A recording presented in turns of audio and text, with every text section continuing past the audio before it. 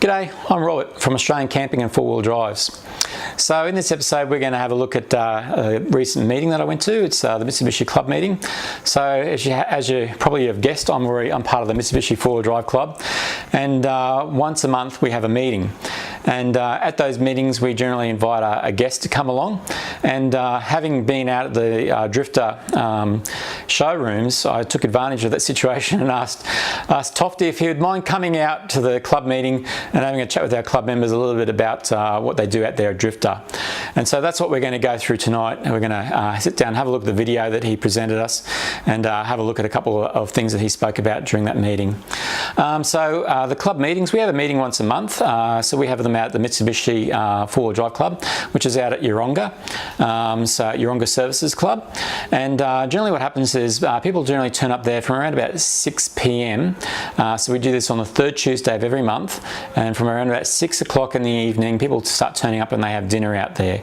And at 7:30 the meeting actually gets going, and all the members come into the club room, we sit down and we go through the meetings. So generally what will happen is we invite different people. So in this situation we invited Tofty to come along, and we also invited Mitsubishi. So the guys out from Mitsubishi Mansfield, they were kind enough to come out and bring out a vehicle as well for us, and so they came out as well and had chat to the club members about that also. So we'll get all different types of different people in to come and have a chat with their different products as well. So if you're a person that runs a company and you're interested in coming along to a meeting, please by all means send us an email. My personal email address for the club is webmaster@mitsu4wheeldriveclub.org. So please feel free to send us an email, and we'll respond to you there as well. So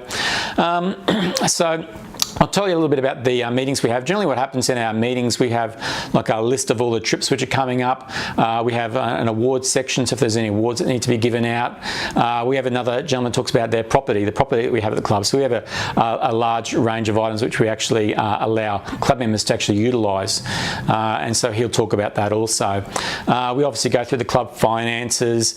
I talk a little bit about the web. So over the past years I've been developing the website a little bit, and we've got a new website up there at mitsu4wheeldriveclub.org, which you can go to, and you'll find out a lot of information. If you want to find out all the details about where we meet and all that, that's the place to go. It's on the home page there also for you. We've been working on a lot of things on there. We've been putting up photographs as people go out on their trips and they take some photographs. There are some really good photographers out there. I wish I had half the skills they did, but they've been getting some photographs for us and putting them up there on our home page as well for us. So have a look at that also. You'll find that quite interesting. We have a four-wheel drive delegate who comes along and talks a little bit about what's been going on with four-wheel drive Queensland. We have our membership officer who talks about what's been going on with membership. So we have people that have been there for a long period of times. They receive certain awards and that as well. A magazine person who takes care of our monthly magazine. So every month we produce a magazine, and what we do is we email that out to all the members, or if some people want to purchase a copy, we'll also send them out to buy posts as well. So that's another option for them as well. The president and the vice president, they'll then get up and talk and have a chat about what's going on in the club also. We have a general business section, and at the very end of it we have the raffles, and that's probably the section everybody hangs out for. They're waiting for the raffles to see what they can win. So it's a good event. So this is a bit new to us, recording events. I've never really ever recorded an event before. So we started off this time with Drifta because I'd invite them along, so we'll give this a go and we'll see how it went. I did notice through some of the recording it was a bit dark, and unfortunately it was because I wasn't down the back of the room at the camera, and it was focusing on the DAR projector, so I'm sorry about that, but that's one of those things where you live and learn, isn't it? So yeah. So I'd encourage, if you're interested in joining a four-wheel drive club, you're welcome to come along to one of our meetings. If you're interested in doing a driver awareness program, it's a good way to join the club, go out and do a driver awareness program and get involved with a great group of people. So that's why I joined the club, because I wanted to learn about four-wheel driving and also meet up with some other people that had similar interests to myself as well. So there's different types of members as well. We've got some people that are very advanced and they really know how to do their four-wheel driving. They like going up on the difficult trips. And then we've got other people that are brand new to it. Maybe some people don't even have a four-wheel drive and they want to learn a little bit about it, and sometimes they participate in events. You don't have to have a four-wheel drive to participate in all of our events, by the way. We have some people that come along to just our social events, for example, because there's a great group of people there as well. So each month we generally run a social event also. So it's a great way to meet people and all that as well. So without any further ado, we're going to have a chat with Tofty, and he's going to talk a little bit about Drifta and go through the range that they have there also. So I hope you enjoy the video. We'll see you soon. Go away, stand in front of you. That's right. So my story is, I got to know Luke from Drifta. I don't know if you know much about our company, but currently as we sit tonight, 73 Australians work for Drifta. So we own 4 acres of sheds where we run our business from in Gloucester, New South Wales, and we're doing life the opposite to most companies. We've started online and now we've done bricks and mortar. So most companies try and do it the other way, but we got to about size of, we're a $10 million company now, and we're heading towards a $12 million company. That all started with Luke living in a shed. He slept in an RV3 for about 3 years with his wife and his littlest child, Kaido, and they used to build just kitchens, and basically he'd go to the shows every year. You might have noticed we don't go to any shows anymore. The reason that Luke almost went bankrupt doing the shows. So currently, to go to a show like we had last weekend at the Brisbane 4x4 show, we've looked at that before. You can easily spend 30 to 60,000 a show. So you need to actually sell a lot of gear. Now, I don't know if any of you enjoyed going to the show. I went out there and had a look myself. It's good. Problem I have with it is parking and how do you get gear home if you want to buy something. So that's why we in the end have been online for a long time. But what we're doing now is we've put a shop in Brendale, which has been really successful. So we've done next to no advertising. We didn't even have any signs on our roof, and we're doing about $25,000 a week retail. So it's pretty unheard of to do that. But I'll tell you why, because we have a very large following of, we call it the Drifter community. So I'm actually a community worker. I've been working with Luke on the side for about 5 years. Now my story started with Luke. My son was 10, and just like you guys tonight, he turned up and wrote to Luke, like writing to Mitsubishi, and said, "Dear Mr. Sutton," which is Luke, "your trailers are crap. You need to get independent suspension and you need to do A, B, C, D and E." Now, like my name, he gave himself this funny name called Cruiser 200. He's a Toyota fan, unfortunately. And so he's cost me a lot of money. So with him, with that, he wrote to Luke, and Luke obviously thought he was like you guys, a customer. So in Luke's way, he wrote back and said, "Dear Mr. Cruiser 200, my trailers only weigh at that stage 450 to 500. You don't actually need all that stuff, but I really appreciate your email. My son's a little bit aspergic." So he just went straight back, "No, you're wrong. Your trailers need this, this and this." So anyway, I'm at home one night. I've been a community worker. I've been a youth worker. Before that, I had my own company. And I'm sitting there and I'm thinking, what's Callum? Who's he talking to? I actually thought it was some stalker. And I find out this guy called Drifta, which I knew nothing about. I've always been a four-wheel driver and that. And anyway, I wrote to him and apologised, basically. "Very sorry, this is my 10-year-old son who's hammering you. Well, I don't know anything about your products. I believe you're doing great stuff. See you later. Hope to never see you again. And thanks, whatever we can do to fix the problem." Luke wrote straight back to me and said, "I need to meet you and your son." Because he said, well, actually what he's saying is right. And he said, "I'm around people all the time who won't tell me the truth." So, because I employ all these people. So from that day on, I've worked with him every day. He'll ring me and go, "What do you think about this?" Because he said, "Everyone around here I'm paying," which is funny now because he's paying me. It's only just started. So about 4 or 5 weeks ago, we'd had a conversation. I said to Luke, "I think one of the things you need to do is start a shop in Brisbane." He went, "I think that's a great idea." It's pretty cool when you can talk straight to the CEO, so I can get answers. I could ring him now, we could get an answer, you know. And he just said, well, what do we got to do? I said, well, let's go look for a shop. I think Brendale's a great place. Iron Man's there, Snowy, Superstore, we've got everything there. He agreed. We signed a contract within about 5 days, because again, it's pretty easy when you can talk straight to the CEO. And we're now at Brendale. So we're open there, we just open Tuesdays till Saturdays. But the big thing about our business and our company, I think the difference is that we're really like you guys. We actually have a community. And I bear witnesses. So you know, I told you earlier about my son Callum. Well, he had this crazy idea to build this trailer, which Luke did. And then Luke said, well, why don't you guys test it up in Cape York, which we did. We decided to take the Starkey track. I don't know if anyone here has done the Starkey track. You were very smart people. Callum sends me down this Starkey track, which I'd looked a little bit online. It's absolutely insane. About 9 o'clock that night, as there was fire on the left and there was fires on the right, I thought, we got to this spot and I thought, geez, I don't really want to go down there, but I got no choice. Went down, turned a little bit to the right. We had a little bit too much weight on the front because we were carrying heaps of extra water trying to test this thing. First time we'd used this suspension, it was a little bit too light and my trailer rolled over. So I'm in the middle of the Starkey track, no one's around for hundreds of kilometres. I'm here with my 12-year-old son, wanting to kill him basically, and we had to do a self-recovery.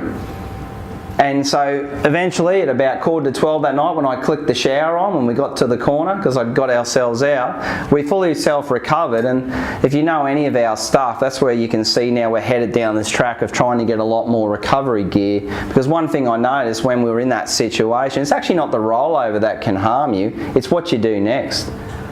After you have an accident like rolling something over, I could see more danger afterwards than what happened when we actually just rolled it, because the trailer just fell over. But imagine being in the middle of nowhere, all my bedding, all my food was in the trailer, completely, I couldn't get to it. So we had to recover. And we had the fun time of when we tipped it back over, we actually watched it go over again. So it was quite fun when you're in the middle of nowhere in the night, and we thought we got it down safe and it was right. Jockey wheel broke and it fell over again. So we've had our experiences, and after that we came back, we changed the tail design. And I don't know if you've ever done a trip like that where you've had an accident like that. Every time I drove past any young guy that was under probably 25, they were out the window, yay, like you're a champion, because all my trailer was twisted and bent. So I pulled up on the side of the road and I thought, I just can't do this, I'm not that sort of person. And we just drove home at night, and we had to go from the tip to Gloucester, which I'd been up the top in June, so it was nice, about 25, 26 degrees. I went through Armidale, it was -3, and they had a sign, the ice on the road 3 days later. It was insane. A couple of the worst days of my life. But through it all, what I've learned is one of the cool things about working with Drifta, the creator of a lot of the products, he actually uses them. I think that's the difference. So I can say to Luke, hey, that needs a bit of a tweak. Yeah, I agree, let's do it. And it happens. So we have nearly 300 bags that we make. And that's because every time Luke goes up to the ladies, they cry. But he's brought back canvas making in Australia. So we currently have 12 ladies who continually just make canvas products for us. We can't keep up to that side of the business. It's quite phenomenal. We use all Australian, 100% Australian, the last Australian made canvas, which is in Newcastle. So wax converters canvas, if you see that out there, it's a good choice to go for. It's the most purest in the world. That's why it's a lot more expensive. And obviously our cost of employing Australians. So where we're headed to is we run this thing called our fans event. So we run a Drifta fans. And what I wanted to say, the reason I talked about the rollover, when I rolled it, I had to get on our social media site and say, by the way, I'm pretty special. I've just rolled the trailer, which I've never had happen in my life. I'm off a farm myself, and I had my family from Bundaberg. We're a large manufacturing family, so we used to employ 1,200 people in Bundaberg. My grandfather was the inventor of Tofty. So mechanical cane harvesters. So I've travelled the world with that, and that's why Luke and I have a bit of a synergy. So I'm not just talking out of school. I grew up with a lot of that stuff, and so when I rolled my trailer, a guy got online and said, hey Tofty, you can come and stay at my place. Now, our trip was stuffed. I had 4 weeks off, was going to have this brilliant time, me and my son. I was feeling pretty depressed actually about it, and this guy said, come to my place. I never knew him from bar of soap. I'm a Drifta fan, you can stay at my place. I went to his house. Now let me tell you, he didn't live in the richest street of Mackay, because that's where it was, but I can tell you what, that guy opened his house to me, said whatever you want's yours, fed me, watered me, did everything for me, helped me as much as I could, and sent me on my way. And I drove away from that, and I'm a community worker, as I said to you. I've worked in regional communities like St George with Indigenous young people, and I've worked in a lot of different places. But that night I said to Luke, one of the things I'm going to start doing with what we do is we want to build that community in Australia again. Because that was so good for me. I'm a Nigel no one, and this guy looks after me. He's actually going to come and stay at my house next week. Happened 12 months ago. The other cool thing, he spent another $10,000 at Drifta. No, he bought everything I had. He just came to he said, oh, I love all this stuff. Some of the other cool stuff, so we have our fans event last year. Now we made that up in about 2 weeks. I said to Luke, why don't we have a fans event? Just like what you guys do with your trips. We got 350 crazy people with all sorts of different campers, because we don't just say to everyone you have to own ours. As long as you're a fan of Drifta, you can come to our event. 350 people came last year. Retail that day, they did 25,000, which we never even looked at. We just wanted people to come and have a look at the factory and stuff. Had to bring up extra 10 staff and say, we're not real smart. We didn't realise people would want to buy stuff. Pretty dumb, isn't it, like from our side? And it was just such a great event. So a couple of things coming up for us is we're trying to employ more young people. So currently, like I said to you, we have 72 Aussies working in Gloucester. We want to keep that going. Luke's pretty passionate about how we can help other Australian companies. You'll see on our website now we look after ultimate campers here in Queensland. And the reason we're doing that, because they're another small Australian company in Bateman's Bay in New South Wales, and we want to look after them because currently in our city of Brisbane, I used to actually own an Aussie swag camper. They've finished up, and that broke my heart. There's a great product, it couldn't keep going. So we're pretty passionate to try and keep that Aussie made stuff going as much as we can. Obviously we don't have everything Australian, we can't. We sell Snow Peak and Uniflame and lots of other great Japanese products, so can't have it all that way. But where we can, we love to employ Australians and we love to look after it. And the other two things we're keen about is community, exactly what you're doing here tonight, because we've actually seen people who will say, oh, other than the Drifta sort of little group that looks after me, no one else cared. And I'm a former, like I said to you, a community worker, and I live in Sanford on the other side of town. It's a very, rich part of town. But I can tell you, as a community worker there for 3 years, and I've lived there and worked in that industry for over 10 years, I had people that I would see that were, no one cares. I could die in my house and no one would know. And so that's what we're passionate about, and we love to help you and others. Getting people out camping we think's a great thing to do. Just getting around a fire. You'll see later I've got charcoal and all that stuff. We're trying to actually bring it to people's homes now. So if you don't go camping, you can't, because you always can't, but you can sit around at home and camp. And everything that Luke does is all about bringing people together. So you'll see a lot of our activities, or the people we get to do our videos and things like that, we always try and make it's a family event. It's a group event, because not everyone has a family, but it's bringing people together. So I commend you on what you're doing. I think it's great. I've been to other clubs. I can just see across my place here in Brisbane that heaps of cool stuff's happening. The last club I went to, 2 people came that night just because they were lonely. They didn't even own 4-wheel drives. They just wanted a community like yours. So sometimes you don't realise actually how special this is. It's actually quite special, where you get to come together, go on trips where you feel safe and others are with you, and that's what I've sort of learned as a community worker. If you can be there, hang out with each other, do a bit of life with each other, I just know people have such a better life. So yeah, you're doing a good job, Robert, of flicking through. We do everything. Drawers, because we're customising everything, and I think that's the beauty of our business. So I'll have some stuff up there later if you want to have a look. I'm not actually selling anything tonight. One of the things Luke doesn't want to do, we're not just driving around as a big sales pitch. We actually want to share that common story that we have with you, that we actually absolutely believe in community and what you're doing. So thank thanks for giving us this opportunity. And yeah, if I can talk to you later, that's cool. And we're having a grand opening this Sunday. If you want to come down and hang out, 214 Leitchs Road, Shop 1A. It will be pretty crazy.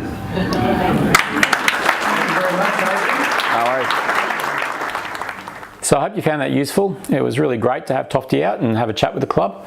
It was really good, especially to hear about how the Drifter works around the community, and it's something that I really respect. There aren't very many companies that you find like that out there, and hearing it come from Tofty was really good and inspiring, essentially. To hear that come from somebody that works in a company like that. It's not very often that you hear something like that. Generally, most companies are just in for it for the buck, and whilst obviously, you know, some of the things that you purchase through Drifter are a little bit dearer, they're obviously helping out Australian workers here in Australia, and that's something that we generally find hard to achieve. And I see that they're doing it well. So thumbs up, guys, you're doing a great job, and we really appreciate you coming out to see the club. Right, we'll talk to you next episode.